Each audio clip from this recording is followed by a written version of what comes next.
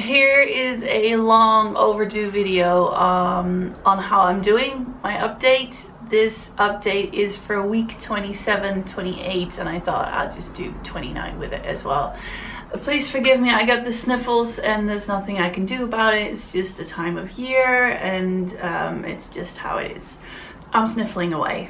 Please forgive me. To go back to week 27, I had a midwife appointment on Thursday, and instead of having my own midwife, I had two that work at the hospital, which was really handy because I got to ask them questions on how they do certain things in the hospital and get a little bit more of an idea of how things go at the hospital, because I've heard small snippets of a friend of mine that given birth at the hospital. I also in that week had my last time of physiotherapy. I did my exercises and things just got a lot better. The pain is a lot less. I'm a little bit more mobile, even though the wobble is real. It definitely is there. And also the breath, I'm out of breath quite a bit. The belly is definitely getting bigger. He is growing a lot. Maybe that's also because I'm eating lots of carbs a lot.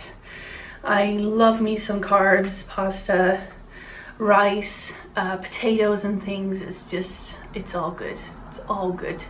I really enjoy food a lot more now that I had a period of time where I couldn't eat anything. So I'm just feeling very grateful that I can shove everything in my face. So that's week 27. Then I'm going up to my next post-it on week 28, dropping it. Great.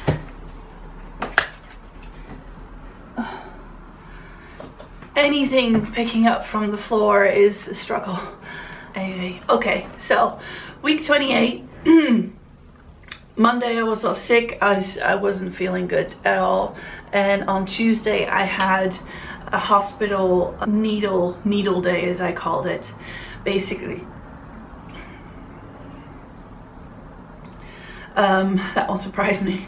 I had a whole morning of either tests or getting shots. We basically planned everything in one morning. So we started off with doing the test to see if I got gestational diabetes, which you can get if during a pregnancy. They want you to do the test if your BMI is a little bit higher than they would like, and apparently I'm chubby, so therefore I had to get tests done. I couldn't eat for 2 hours. I thought that was going to be a massive issue, but it really wasn't. It was fine. During that day I had the anti-D shot, another one, because I'm rhesus negative. The blood type. Isn't this hair so annoying?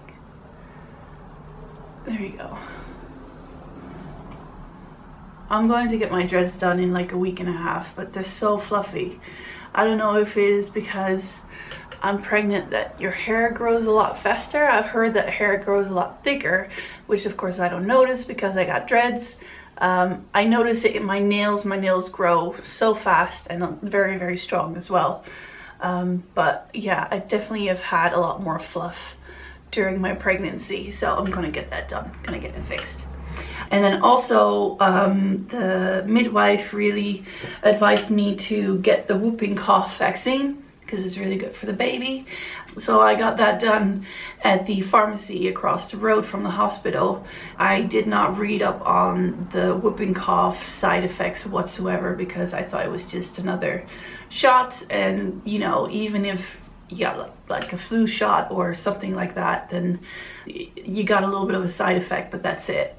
But this was side effects that I've never had before. I was so happy that I didn't really read upon it before I got the shot, otherwise I would have been very nervous. But yeah, my arm hurt pretty badly throughout the day, and the next day I felt really fluey. I didn't feel good at all, and the arm, I could hardly use it basically for almost a week. And it's a week and a half later now. It's gonna be it's Sunday now, and on Tuesday it's gonna be 2 weeks, and my arm still hurts. It's unbelievable. Like, I've never had such side effects from a shot, just a shot. So be aware if you're going to get the whooping cough. It could get ugly. But anyways, it's good for the baby, so all is fine.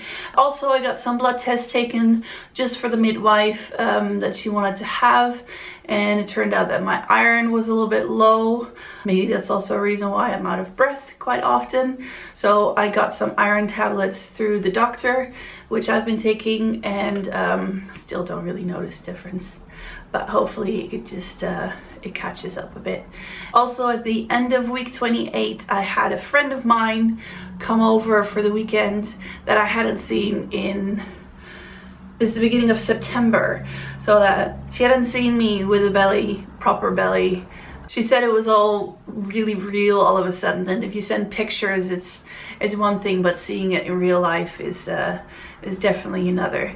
Then going to week 29, let me get me post-its. Been taking it very easy. Like I said, my arm was still sore from the whooping cough, but that was all really. I've just been taking it really easy, not taking on too much.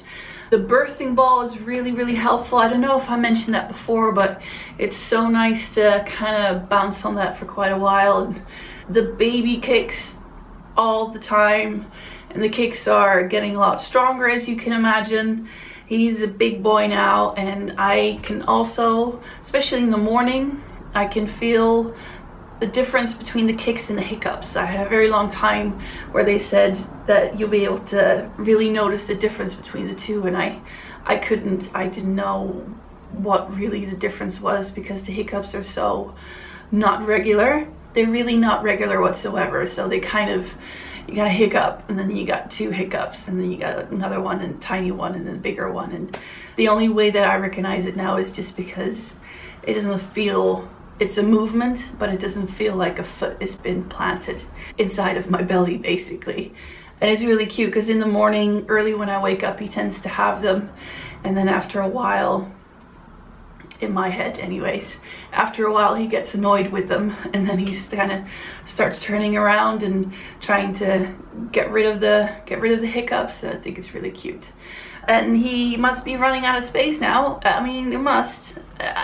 He's still only 3 pounds right now, and he needs to, of course, fatten up until 6, 7, 8 pounds in these coming 10 weeks, which sounds like a lot, but I guess, you know, if you don't spend that much energy on developing everything else that he now has, I guess it makes sense that he can just focus on gaining weight and getting his lungs ready, basically.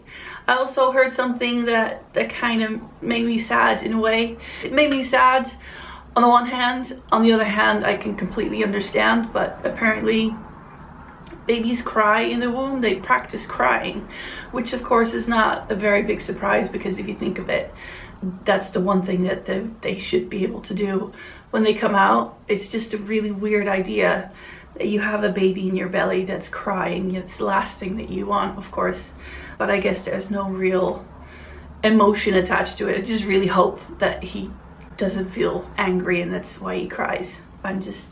That's just how I pictured it in my head, just to be able to deal with it. The belly is going up and up and up. Let me show you. Yeah, so here we go. It really, like, is a lot more rounder, bigger, prominent belly. He's definitely in there. It's not a big surprise that I'm out of breath a lot easier. I just feel really blessed that I'm feeling so great now, that I'm really feeling good enough to eat everything, and even though sleeping sometimes is not too easy, I still make sure that I get the rest that I really need. I tend to still lay down in my lunch break. That really helps. With every kick that I get, I just feel really blessed that I get to do this, and I can't wait to see his face. And I'm just really looking forward to the last 10 weeks of pregnancy, putting this boy into the world. Yeah, the hormones are even more increasing. Puppies or little kittens, the tears just come. The hormones are real. They're definitely here. So that's the updates that I've got for you for these last 3 weeks. I will see you guys soon. Thanks, bye.